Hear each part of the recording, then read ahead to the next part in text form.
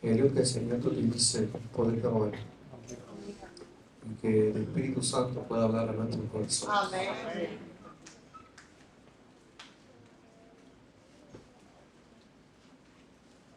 Buenos días a todos.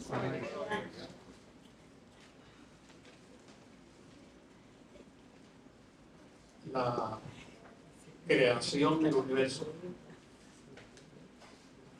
tiene un origen de tiempo que no conocemos. Solamente la Biblia dice que en el principio creó Elohim, Dios en sentido plural, los cielos y la tierra, el universo. Es una fecha que no se puede determinar. En el principio las tres divinas personas crearon todo el universo.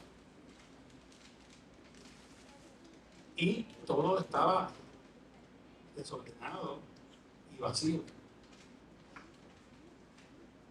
Pero allá en el versículo 3 de Génesis 1 aclara que en un momento determinado, cuando había pasado mucho tiempo, una de las tres divinas personas decidió tomar a uno de los cuerpos celestes que fue hecho, que conocemos ahora por la tierra, y tomarlo, ese uno de los tres, y particularmente organizarlo. Dice Génesis 1 que lo hizo en 7 días. Lo pudo haber hecho en un segundo, pero decidió entrar en el tiempo respecto a las criaturas que iba a crear y lo hizo en 7 días. Y ese uno de las tres divinas personas que eventualmente se encarnó, que se llamó Jesucristo, fue el que entonces organizó todo este mundo. Ese mundo era perfecto, como ustedes ya saben. La tierra tenía una belleza exuberante. Usted lee el libro Patriarcas y Profetas. Le va a dar una descripción, y también el relato bíblico, ¿verdad? Pero todavía más detallada, Patriarcas y Profetas, de cómo era ese mundo, cómo era el Edén. Adán y Eva vivían en una enramada. Y cómo era la vida allí, o sea, cómo era la dinámica entre esos seres perfectos creados por Dios. Ese Edén tenía una topografía semi-ondulada. No era un plato llano aburrido. Tampoco unas colinas escarpadas que no hacía sentido o no se podía llegar a ellas. Era un terreno totalmente, una topografía multiforme pero suave, embellecida con múltiples cuerpos de agua, con ríos. Había muchas montañitas de piedras preciosas y de oro que adornaban todo el paraje. Era un sitio espectacular. De las condiciones climatológicas en ese momento, la tierra estaba cubierta por todo una capa de humedad que impedía que los rayos ultravioletas del sol nos quemaran como nos queman ahora.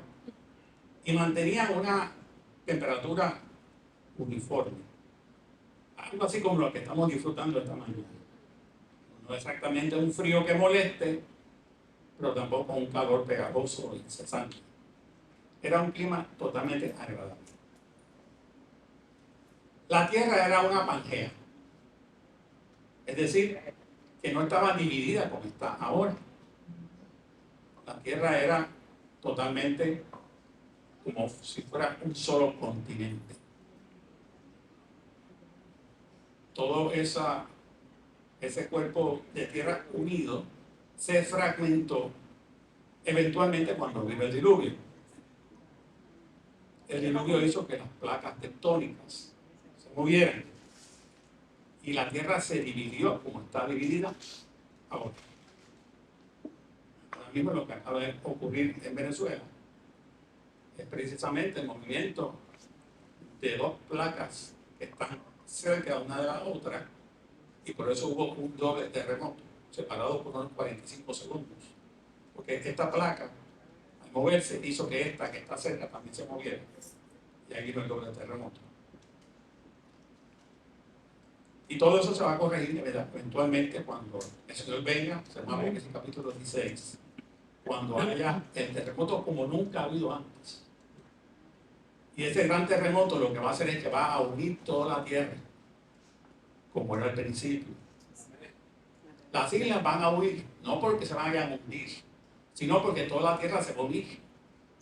Me imagino que en el caso de Puerto Rico se pegará con República Dominicana y con Cuba y no sé con qué otro, pero todo se va a unir. No hay tal cosa como que nos vayamos a hundir, sino que todo volverá a estar en un solo hemisferio para que todo ojo le pueda ver a Cristo cuando venga al cielo. Ahora, volviendo atrás, eso que quedó como parte de la creación, no se perdió todo inmediatamente. Había tres cosas que el hombre recibió. Bueno, más. Realmente Dios le implantó al hombre 9 atributos divinos, que se los puso perfectos y completos, para que el hombre pudiera vivir en completa armonía y felicidad. Que eventualmente se fueron desvirtuando, ¿verdad?, con la entrada del pecado. Pero inicialmente el hombre venía equipado con eso. Y todas esas bendiciones alcanzaban a tener también tres cosas importantes. Una altura de unos aproximadamente 15 pies de altura. Esa altura se fue perdiendo no al día siguiente de pecar, sino como gradualmente, según el paso de no los años, los siglos. Segundo, se fue perdiendo, primero era una vida eterna, pero entonces entró el pecado, pero al día siguiente no comenzaron a vivir 50 años ni 60, sino que entonces conocemos de los casos como Matusalén, 969 años, Adán, 930 años. Así que fueron viviendo, ya no eran eternos, y la edad promedio era unos 1000 años, y así se fue perdiendo, hasta que en los tiempos de David, según el Salmo, los días del hombre eran 70. Los años del hombre. Noten todo el tiempo que se acortó. De 1000 años bajo el pecado a unos 70 años. Y hoy día diríamos que es de unos 30 años. Lo que pasa es que la medicina ha hecho provisión de medicamentos y tratamientos y operaciones que nos permiten alargar la vida. Pero muchos de nosotros hace tiempo nos hubiésemos muerto si no hubiésemos practicado en nosotros, en nuestros cuerpos, ciertos procedimientos que nos permitieron alargar la vida hasta ahora. Es importante que lo tercero que ellos tampoco perdieron inmediatamente fue la capacidad intelectual, la inteligencia, que Dios la puso allí completa, eran seres perfectos. Así que al día siguiente de pecar no eran brutos, sino que fueron poco a poco perdiendo esa capacidad intelectual. Así que eran tres regalos maravillosos que fueron poco a poco perdiéndose.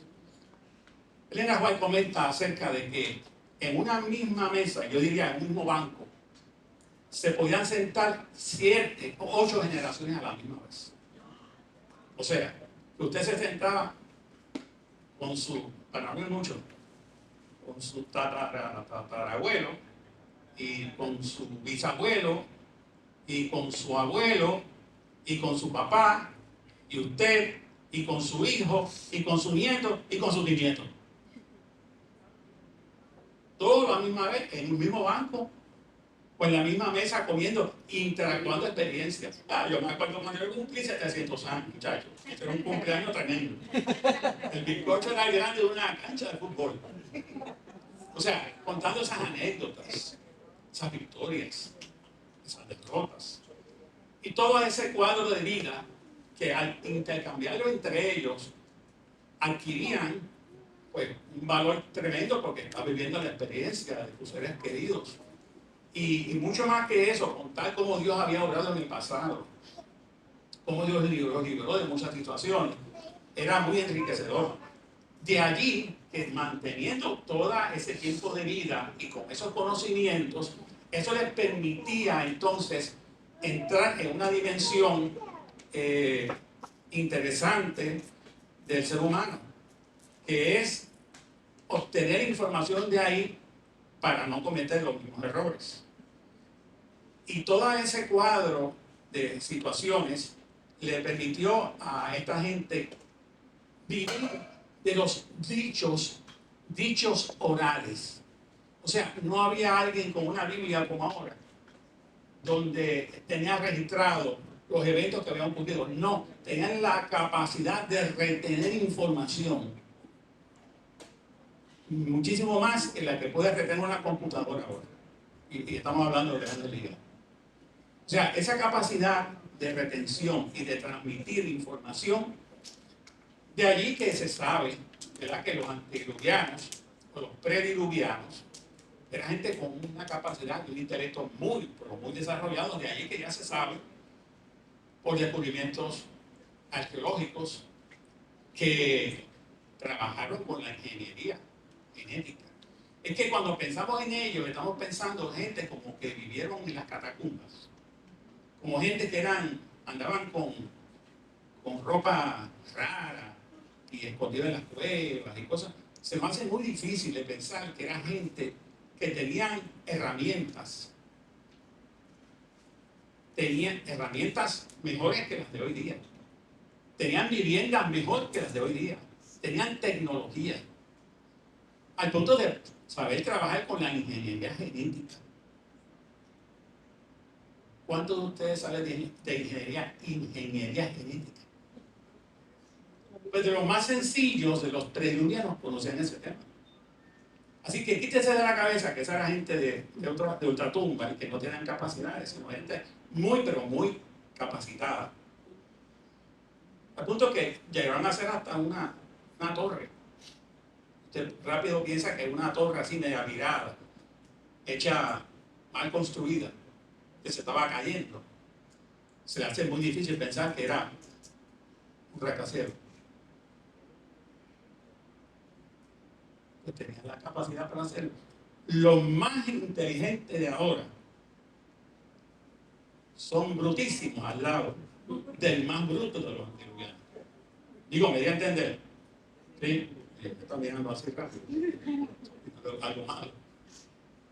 O sea, he hecho este cuadro para que ustedes vean cómo era ese mundo. La creación, según Ussher, era un hombre que trabajó mucho las genealogías bíblicas. Estableció que la creación de este mundo, bueno, la creación dije ahorita que no sabemos cuándo fue, la organización de este planeta, lo que describe Génesis 1 del 3 en adelante, fue hecha en el año 4004 a.C. 4004 a.C.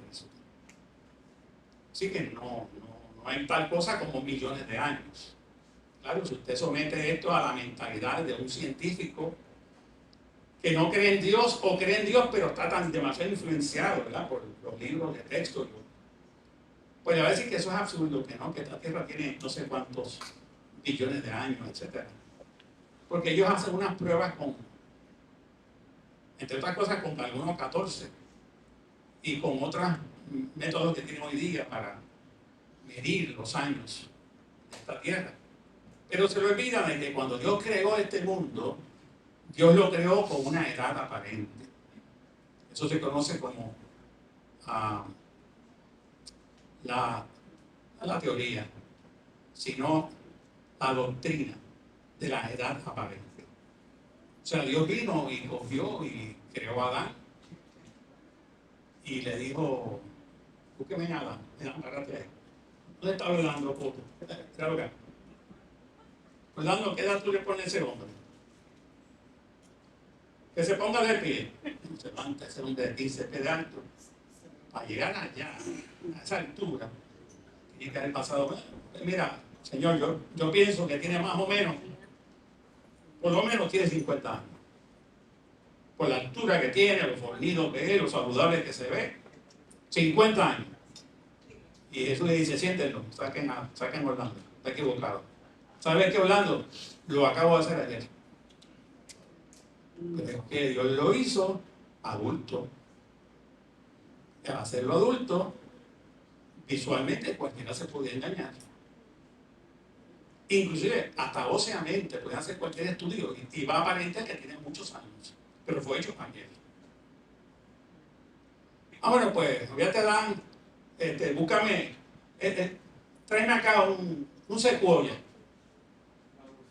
¿Ok? Un secuoya, un árbol. Eso que hay allá en California. Y vamos a cerrarlo. Y dime cuánto tiempo tiene. Y como Juana sabe de esto, ¿verdad? Pues Juana se fue a contar los anillos que tiene el tronco, ¿verdad? Y fue sumando y calculando y sumando y cállate. Ese árbol tiene más o menos, fácilmente pasa, a esa altura, por lo menos 900 años.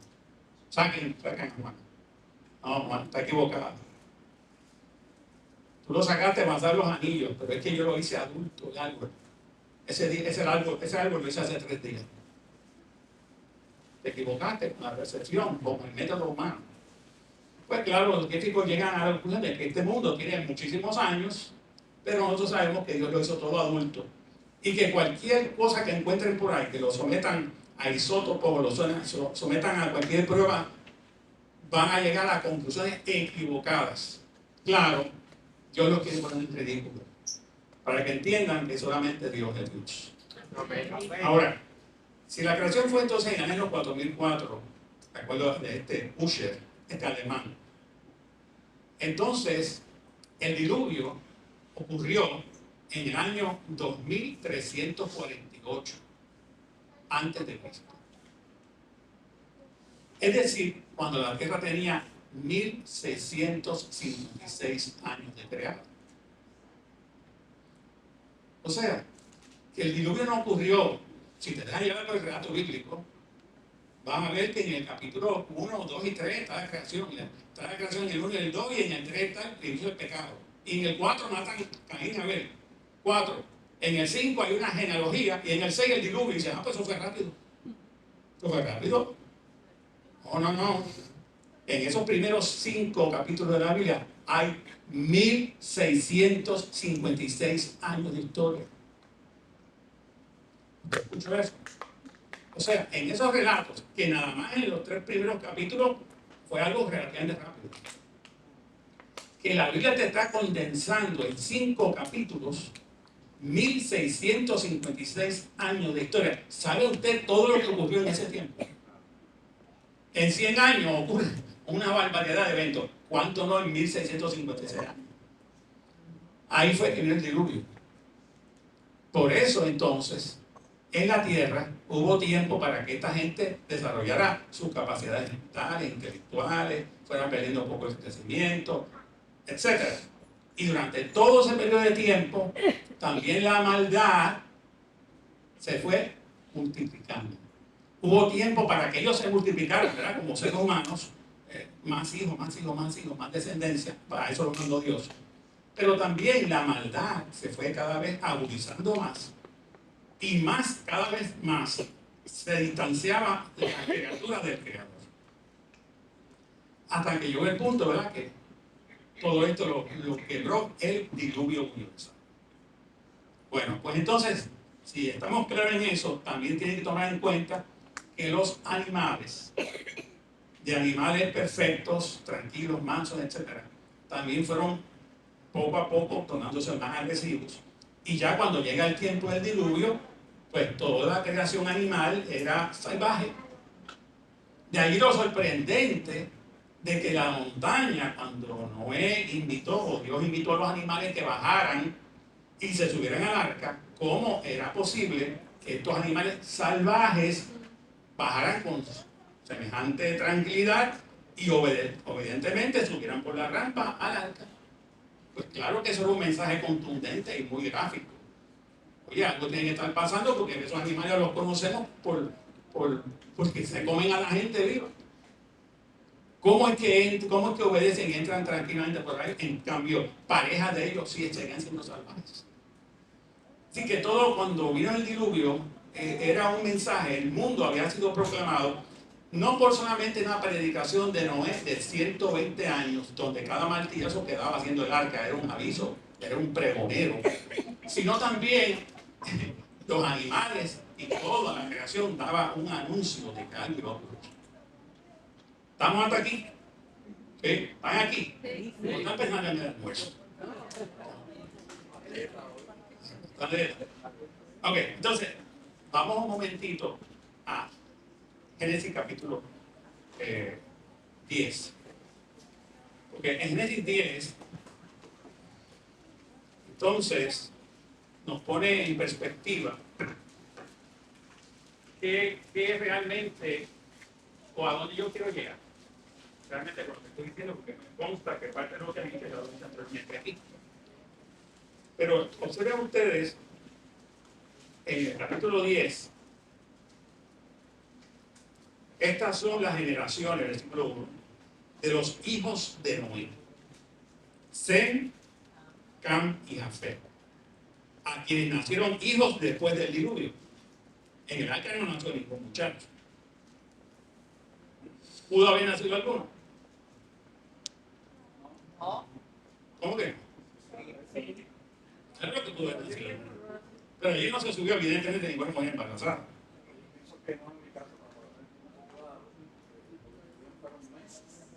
No, tuvieron un año. No, 40 días de lluvia. 40 días de lluvia, pero en el arca estuvieron un año. Así que hubo tiempo para que saliera embarazada dentro del arca y nacer también. Pero no ocurrió. Eso es lo que dice la Biblia. Por el ustedes chismean. Lo veo que abren los ojos.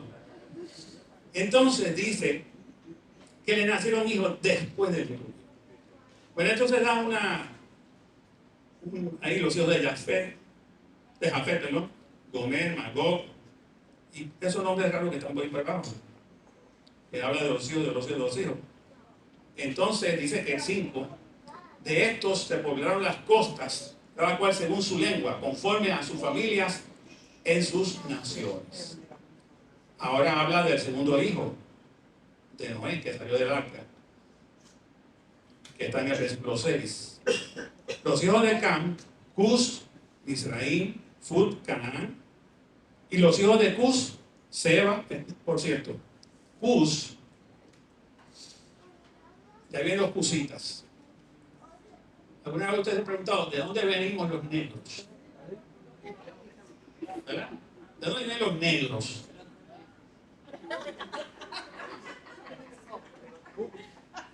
O sea, ¿de dónde vienen? Digo, y tu abuela dónde está, ¿verdad? Dice por ahí. Pero realmente, ¿de dónde viene la gente de piel oscura o quemada? O para hacerlo más sutil y más bonito, los trigueños, como el trigo. Pues todos son descendientes de Cus. Todo viene por ahí. De hecho, hay versiones bíblicas donde en vez de Cus pone Etiopía. En la parte norte de África, una gran concentración de cusitas. Y de ahí vienen todas esas descendencias. Entonces él sigue hablando de esa gente, de ellos. Habla de los de Cus, el 7, Seba, Ávila, Sapta, Rama, Sapteca, y los hijos de Rama, Seba y Dedán. Y Cus, engendró a Nimrod, quien llegó a ser el primer poderoso en la tierra. Este fue vigoroso cazador delante de Jehová. Un momentito. Aquí me está hablando este hijo de pero de momento cuando llegó al versículo 8 y dice que Cus engendró, ahí abre como una ventana. Y entonces es en el 20 que retoma el tema del tercer hijo. Quiere decir que los versículos entre el 7 y el 20, lo que hace el relato bíblico es que amplía la información, particularmente de un descendiente cusita llamado Nimrod. ¿Okay? Esto se conoce en la teología como un discurso para paranésico. Es como cuando usted va subiendo por una escalera y usted se para y ve la escalera y ve por ahí 20 escalones. Claro, me toca todo eso, 20 escalones. Pero qué bueno cuando esa escalera, en vez de tener los 20 escalones corridos, sube 10, coge un descanso y sube los otros 10. Pues en las genealogías bíblicas, que son muy aburridas, se ha hecho un tipo de figura de dicción donde te interrumpe esa narrativa aburrida y te abre una ventana de información de algo que realmente es importante. Este es el caso que ocurrió aquí. Un discurso paranésico. Es como que te introduce un elemento. En Apocalipsis te está hablando de truenos y centellas y él llegó a ser el primer poderoso en la tierra. Ahí se podría abrir una ventana de información que nos quedaría un ratito, cosa que no vamos a hacer. Pero ¿qué implica eso poderoso en la tierra? Añade 9. Este fue vigoroso cazador delante de Jehová, o sea, que retó a Jehová. Lo enfrentó, lo enfrentó.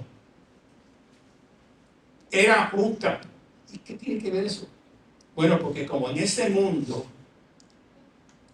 prediluviano y ya diluviano, los animales habían adquirido una fiereza y no olviden que una vez ocurre el diluvio, pasan por lo menos, si me podemos hacer el análisis aquí, por lo menos unos 300 o 400 años que este Nimrod gobernó la tierra. No fueron 2 semanas, una semana, no es tan rápido como lo vemos aquí. Y durante ese tiempo, aún post-diluvio, los animales se tornaron fieros y eran amenazantes. Y este tipo se convirtió en un conga que capta la serpiente de Puerto Rico. Gongo. Era un gongo man que todo el mundo lo busca porque nadie conocía de él, pero como ahora coge la serpiente y hace comida de la gana, pues ahora es un superhéroe, ¿verdad? Pues este es un poderoso cazador. Era un tipo que desarrolló unas habilidades, unas capacidades. Al fin y al cabo era cusita, era bravo y enfrentaba a los animales y las fieras y las dominaba. Entonces, en un mundo postdiluviano donde todo el mundo se sentía amenazado por estos animales, el que un hombre aparezca con esas habilidades o esa valentía y se aferrara y enfrentaba a animales le fue dando un gran reconocimiento que no duró poco tiempo, de eso fueron varios siglos, y como no se morían porque es que no vivían 50 años, en el caso de él cerca de unos 500 años, entonces desarrolló ese reconocimiento de la gente, poderoso cazador, pero ese poderoso cazador delante o en contra de Jehová, es decir, comenzó a exaltar sus habilidades y sus capacidades, no solamente sus habilidades para vencer con los animales, sino sus capacidades para extender ciudades, porque si ustedes siguen leyendo conmigo, el versículo 10, y fue el comienzo de su reino Babel, acá y Cana, en la tierra de Sinar. La tierra de Sinar fue lo que era Mesopotamia, donde eventualmente se estableció Babilonia, que viene siendo en el sur de lo que hoy día es Irak. Entonces, dice que estableció un reino, o sea, que no era que solamente era un poderoso cazador, no era un tipo valiente, no era solamente un cusita, sino que tenía la capacidad, la mentalidad más política que espiritual, porque la espiritual la perdió. Viene sus ancestros, de donde él venía, fue el hijo que le dio la desnudez a su bisabuelo Noé. Ustedes recuerdan ese incidente, ¿verdad? Noé, donde en cierto momento, porque se embriagó, el pecado siempre tiene consecuencias, pues en cierto momento dejó ver su desnudez ante uno de sus hijos, y esa desnudez, la desnudez para los hebreos era altamente vergonzosa. Y él Noé perdió el testimonio con ese hijo a raíz de ese incidente. Y eso lo heredó este Nimrod. Y por eso desarrolló, entre otras cosas, esa cuestión de en contra o enfrentar a Jehová.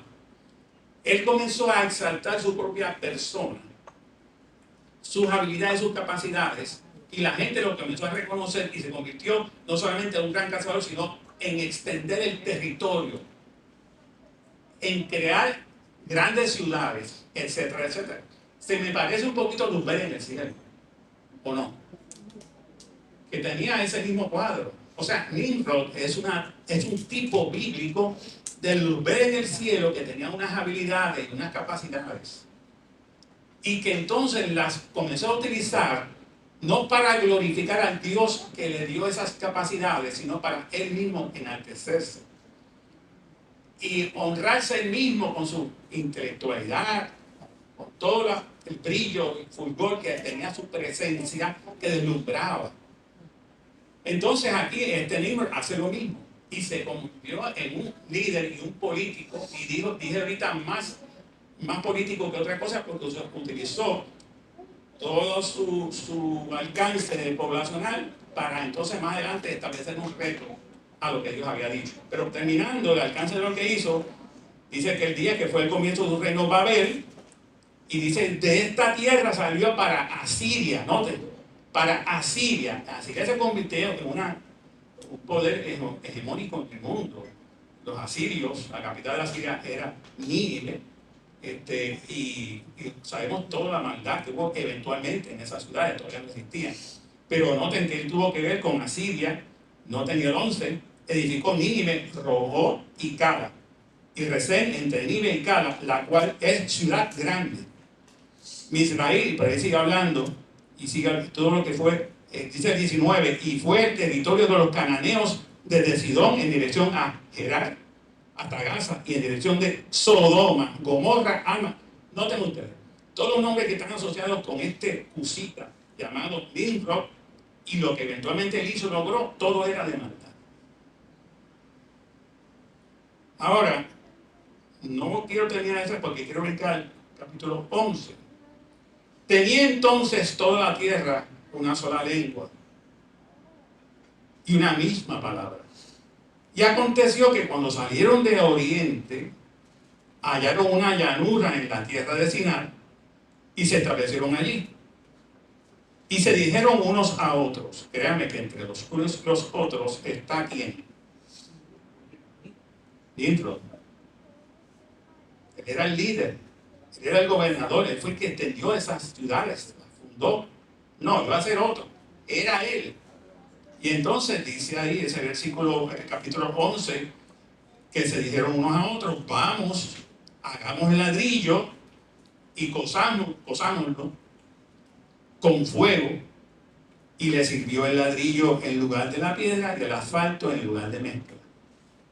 Porque no había piedra. No olviden que esa era una tierra que estaba, ahí estaba el río Éufrates y el Tigris, y todos los sedimentos y todo. Aparte de que cuando vino el diluvio, todo el material orgánico que cubrió la tierra, particularmente el jardín del Edén, todo eso fue sepultado debajo de la tierra. No sé si ustedes sabían que el Edén se mantuvo en la tierra por 1656 años. El Edén lo que hicieron fue que lo clausuraron con querubines para que no pudieran entrar. Pero durante mucho tiempo Adán y Eva iban hasta la orilla del Edén para contemplar lo que perdieron por el pecado. Pero eso se mantuvo así, adentro fluyendo el río de agua de vida y todo, allá pero cercado, con querubines con espadas desenvainadas. Y afuera, durante 1656 años, eso se mantuvo ahí. El diluvio fue, el Edén fue removido poco antes del diluvio. Porque Dios no quería que su obra tristísima fuera destruida por lo que él mismo envía, que era el diluvio. Pero toda la materia orgánica que estaba abajo, todo eso fue sepultado, y cuando se abrieron las grandes huecos en la tierra, no bien que el diluvio no solamente trajo agua, las cataratas del cielo fueron abiertas, sino que chorros de agua vinieron desde el centro de la tierra hacia afuera. Y todo lo que estaba arriba se fue abajo, y lo que estaba abajo se vino arriba. De manera que todo este material orgánico, la hulla, se quedó sepultado allá abajo. Hulla que se convirtió eventualmente en brea, en petróleo, que es lo que hoy día se extrae con el petróleo. Entonces, por eso debajo de Irak, lo que se sabe que hay allí es un océano de petróleo. Petróleo que eventualmente pasan por la pirólisis, que se crean los aceites, los lubricantes, la gasolina, el diésel, etc. Pero todo eso es una riqueza increíble lo que hay en este lugar. El punto es que, ¿cuál es el punto? A ver si me están siguiendo. ¿Ah? Hablaron y dijeron, vamos a nosotros aquí, entonces a hacer una ¿qué? Vamos a hacer una torre. Ya dijo ahorita que esto no es una torre como la torre de Pisa que está olvidada. No. Y esas que le venden a los niños en los cuartos de niños con de barro, así, de olvidada, cayendo. No. Eso demuestra poca intelectualidad. No, esto era un rascacielos. Y dijeron unos a otros, vamos, hagamos el ladrillo. No había piedra. Así que tuvieron que usar el ladrillo, recoger todo el barro que había en la superficie terrestre. Y entonces, ¿con qué lo pegaban? No había cemento. ¿Con qué lo pegaban? Ahí lo dice. Con asfalto en lugar de cemento. No había cemento. Entonces, comenzaron. Miren lo que hicieron. Ustedes saben ya que el asfalto lo utilizó Noé en la construcción del arca. Porque fue calafateado. El arca fue calafateada, la madera. La impermeabilizaron para que el agua no tuviera acceso adentro. Pero aquí, en este momento, se usa la brea para pegar los ladrillos. Y en esa construcción, ¿cuál es el propósito? Y dijeron, vamos, edifiquemos una ciudad y una torre cuya cúspide llegue al cielo. Y hagámonos un nombre por si fuéramos esparcidos sobre la faz de toda la tierra. Y ahí dice que entonces descendió Jehová para ver lo que está pasando. Y ustedes saben que eventualmente le confundió la lengua. Y de momento no sabía, le decía martillo. Entonces el otro decía, no, que la brea. Lo escuchaba en un idioma, el otro en otro idioma, y se formó la madre de las confusiones, porque nada, al punto que se dispersaron, tuvieron que dejar toda la obra y desistir de ella, porque no se podían entender. Dios los confundió. Ese mismo Dios fue el que arregló el problema de la lengua en el Pentecostés. En el Pentecostés entonces derramó el Espíritu Santo y dio la capacidad de que aún en múltiples lenguas el sermón de Pedro, por lo menos 16 lenguas diferentes, fuera escuchado. Porque Dios se encarga de eso. Pero el punto donde estamos aquí ahora es que hacen un edificio y la idea es nombre. Quieren este hombre, ¿cómo se llama el nombre de él? ¿Cómo? Es que no quiero, porque posiblemente tú tienes un Nimrod de dentro de ti. Nimrod entonces dijo, mira, vamos a hacer nombre y vamos a hacer un que llegue ¿a dónde? Al cielo. Quería llegar al cielo, quería estar igual a Dios. Pero lo más terrible de los pecados que se puede mencionar de lo que realmente aspiraba con todo esto es que Nimrod le dijo al pueblo, y él mismo con su boquita de comer, de que él no le creía a Dios. ¿Por qué? Porque Dios había prometido ¿qué cosa?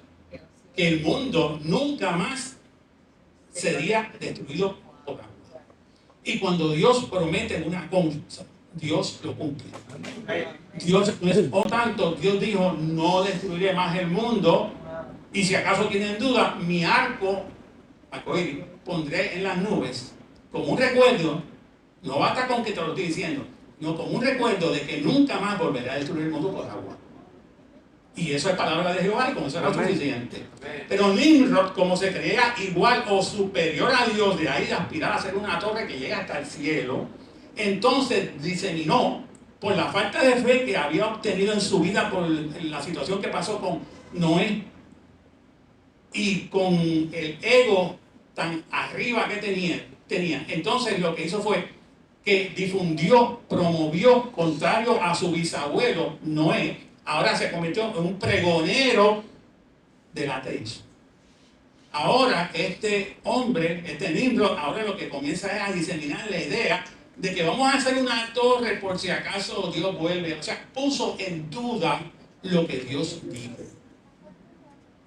Se tornó en un incrédulo, en uno que ponía en duda las promesas que Dios había hecho y que estaba cumpliendo. ¿Sabe por qué? Porque no es que había pasado una semana del diluvio y mira, eso pasó hace una semana y si pasa de nuevo. Ah, mira, tembló Venezuela y si acaso viene una réplica mañana. Bueno, esto no puedo creer, pero es que habían pasado del diluvio cerca de 300, 400 años. ¿Por qué a estas alturas dudar de lo que Dios ha prometido cuando Dios en mucho tiempo ha honrado su promesa? Amén. Y no ha vuelto a llover ni ha habido más diluvio? La idea era fomentar la incredulidad. Hermanos queridos, y ahorita que tú puedes tener un miembro dentro de ti, porque Dios a nosotros nos ha llenado de promesas. Dios a nosotros nos ha dicho en la Biblia, por todo lo que hemos leído, pero también en nuestras propias vivencias, hemos visto la mano de Dios. Amén. Cuando pases por las aguas, no te anegarás. No está diciendo que no vas a pasar por las aguas, por las pruebas. Lo que te está diciendo es la promesa de Dios es que cuando pases por ahí no te vas a ahogar. Cuando pases por el fuego no te vas a quemar. Pero no está diciendo que no vas a pasar por el fuego. Lo que está diciendo es que Dios te va a proteger cuando pases por la prueba esa difícil. Dios, bueno, dijo David, joven fui y envejecido y no he visto justo desamparado ni su descendencia que bendiga pan.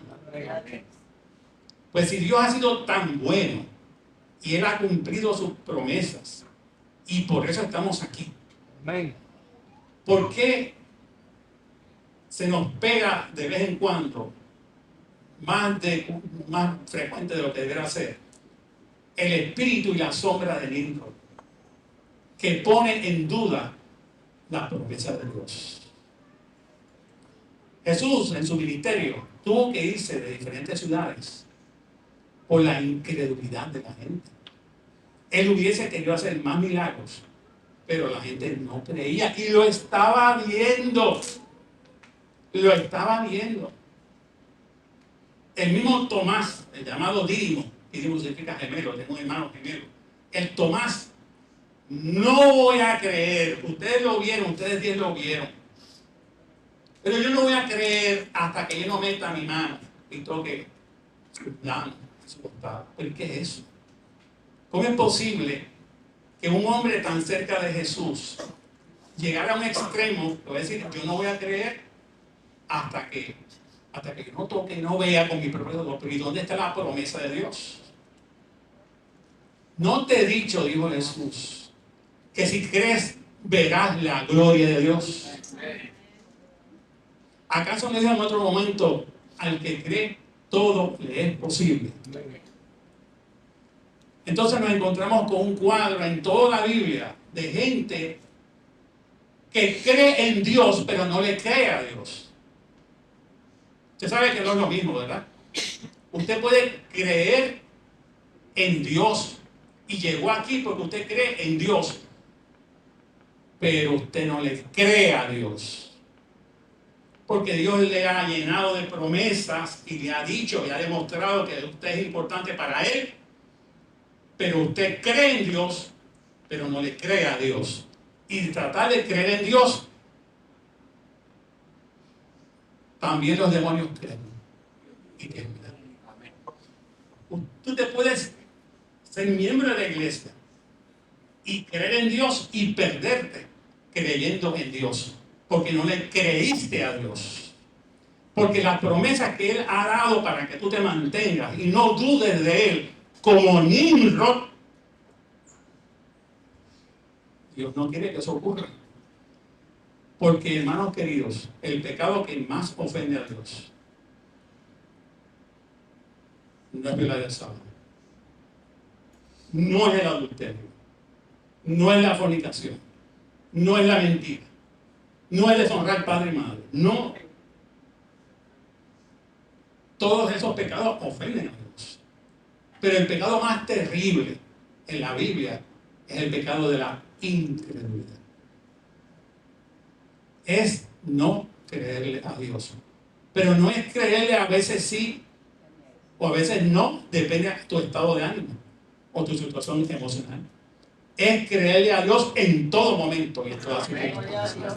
Y cuando está diciendo acá que el pecado que más ofende a Dios es la incredulidad, en la lectura bíblica, leyó ahorita Orlando, de que no entraron, el pueblo de Dios no entró a la tierra prometida. ¿Sabe por qué decía Orlando? Por la incredulidad. Porque no le creyeron a Dios. Y vean el maná que caía todos los días. El domingo, el lunes, el martes, el miércoles, el jueves, el viernes. Oye, era un milagro todos los días. Pero el viernes ocurría un doble milagro. Y es que caía doble porción. Y el sábado por la mañana ocurría otro milagro, es que no caía maná. Y todavía ocurría otro milagro, que es el que ocurría, que si tú recogías más de lo que debías, te daba uso. Todo el tiempo, 40 años, esto no duró una semana, hermano. 40 años viendo la mano de Dios. Vean acá, hermana, con mis padres. ¿Cuál es la provisión que Dios está haciendo contigo? Que estás aquí con los años que tienes. ¿Acaso Dios no ha dado maná todos los días para tu vida? Y esta gente se perdieron por la incredulidad. Porque creían en Dios, pero no le creían a Dios. Y Dios necesita gente que le crea. Amén. Dios necesita gente que se sienta orgulloso de Él, que Él tiene palabra, que Él cumple. Gente que está y va a la iglesia, pero que sus actos de fe respaldan todo lo que dicen por la boca. Que testifican ante el mundo de que Dios realmente existe, porque en mi vida yo lo he sentido. Que es el argumento más poderoso que ocurre. El muchacho de Marcos capítulo 9, que tenía un espíritu que los discípulos no solo pudieron sacar. Y el padre decía, mira Jesús, estos discípulos tú no sirven para nada. Estos son, ¿cómo es posible que estos discípulos tuyos te han hecho pasar vergüenza ante esta gente, ante de mí, que tengo este hijo mío, que le dan unos episodios, que sea epilepsia, o sea convulsiones, o sea lo que sea, se cae y se mete en el fuego y se quiere quitar la vida? Y he venido a ellos para que ellos me resuelvan el problema y no me han podido resolver. Y Jesús miró a los discípulos con pena, pero con molestia también. Y les dijo, ustedes son una generación de incrédulos. Porque yo les doy a ustedes capacidad y poder para sacar fuera demonios, para sanar gente, para tomar cosas mortíferas y no hacer daño. Y ustedes tienen ese poder encima y no han podido hacer esto. Pues este muchacho lo que tiene, ¿sabes qué? Espíritu mudo, y te digo que salga, y salió. Y entonces Jesús le preguntó a los discípulos, Señor, ¿y por qué tú lo pudiste hacer? Y nosotros no. Y digo, bueno, porque este Genea, no es el que tiene el muchacho, él tenía un neuma. Él tenía algo que podía salir, y salió, y salió. Pero ustedes tienen no un neuma, ustedes tienen una Genea, ustedes tienen el demonio de la incredulidad. Y lo que no sale, si no es con oración, de la incredulidad. Hermano, tenemos que orar. Tenemos que ayunar. Porque hay un demonio que es más poderoso que del adulterio y de la fornicación, etcétera, etcétera, que es dudar de Dios. Y eso no sale, eso no va a desaparecer a menos que usted, ¿qué haga? Que busque a Dios, vamos a decirlo, traducirlo. Que busque a Dios incesantemente para que Dios erradique de usted cualquier fenómeno, cualquier estigma de la del Nimrod, que lo que quiere es que tú vivas una vida en la iglesia, pero dudando todo el tiempo de Dios. No, hermanos. Oremos para que Dios quite todo ese espíritu malo de nosotros. Para que nos convirtamos en hombres, mujeres, niños, niñas, jóvenes de fe. Que crean a Dios. No importa las circunstancias. Él ha dicho que va a estar conmigo todos los días hasta el fin del mundo. Y mi Dios es un Dios personal, que cuando yo estoy en necesidad, Él está conmigo. Que cuando yo voy al supermercado, Él va conmigo, empuja el carrito de compra. que cuando vas allá a la pintorería, vas al Londres, vas a donde tú quieras, cuando vas en el carro, Él está contigo, Él va contigo, es un Dios personal. Ya esto no es una corporación, ya no es una iglesia, es un individuo. La salvación es individual y tu relación con el Dios es personal. Por lo tanto, el Dios de la Biblia es un Dios personal, es un Dios que interactúa con el ser humano, con la persona, que está consciente de sus necesidades. Y cuando tú estás cuadrando la chequera, que los chavos no te dan, Él sabe lo que está pasando ahí. Y cuando está pasando la cena que se vacía, la nevera que está vacía, Él está consciente de eso. Él no te ha olvidado. Él está muy claro de cuáles son tus necesidades y de lo que está es probándote a ver si tú vas a ser un miembro de la vida o si tú vas a ser un hijo de Dios que vas a creer no solamente, sino no vas a creer en Él, sino vas a creer en lo que Él dice. Digamos, hombres y mujeres adventistas del séptimo día, que con fe y con valentía le crean a Dios y no importa las circunstancias, aún las más adversas, aún cuando la salud se quiebra, aún en ese momento, demostrar que confiamos en Dios, que lo que Dios haga siempre va a ser lo mejor y que Dios nos va a guiar, que va a estar con nosotros todos los días hasta el fin del mundo. Que Dios saque a nosotros de tu vida. Amén. Nuestro Padre, nuestro Dios, nos retiramos de este lugar. Gracias por habernos recibido en tu casa. Gracias por predicarnos tus bendiciones. Gracias por llenarnos de promesas maravillosas que nos aseguran, Señor, un futuro glorioso cuando Jesús regrese en gloria. Queremos pedirte en esta mañana perdón, porque hay una lucha que tenemos en nuestras vidas, donde las circunstancias inmediatas muchas veces nos hacen emular la triste vida de Dios. Y faltamos, Señor, a la realidad de que tú has honrado tus promesas en nosotros y has estado con nosotros todo el tiempo. Te pedimos perdón por nuestra incredulidad. Y queremos rogarte, como el padre del muchacho de Marcos 9, que dijo, creo, pero aumenta mi fe. Amén. Señor, haznos hombres y mujeres de fe, de confianza en tus promesas. Llévanos a nuestros hogares con paz y permítenos tener un sábado de reflexión en el cual hagamos una introspección de nuestra vida. Amén. Y que esa introspección nos lleve a reconocer que hemos actuado con falta de fe y que tú nos muestres el camino de lo que tenemos que hacer para corregir ese comportamiento de incredulidad y que nos hagas tomar conciencia, Padre, que la incredulidad nos puede llevar a la perdición. Sabemos que es un pecado que te ofende grandemente, pero confiamos en que nos dará las fuerzas y la fe de Jesús para poder triunfar. Gracias por escucharnos, Señor. Lo pedimos y lo agradecemos en el nombre de Jesús. Amén.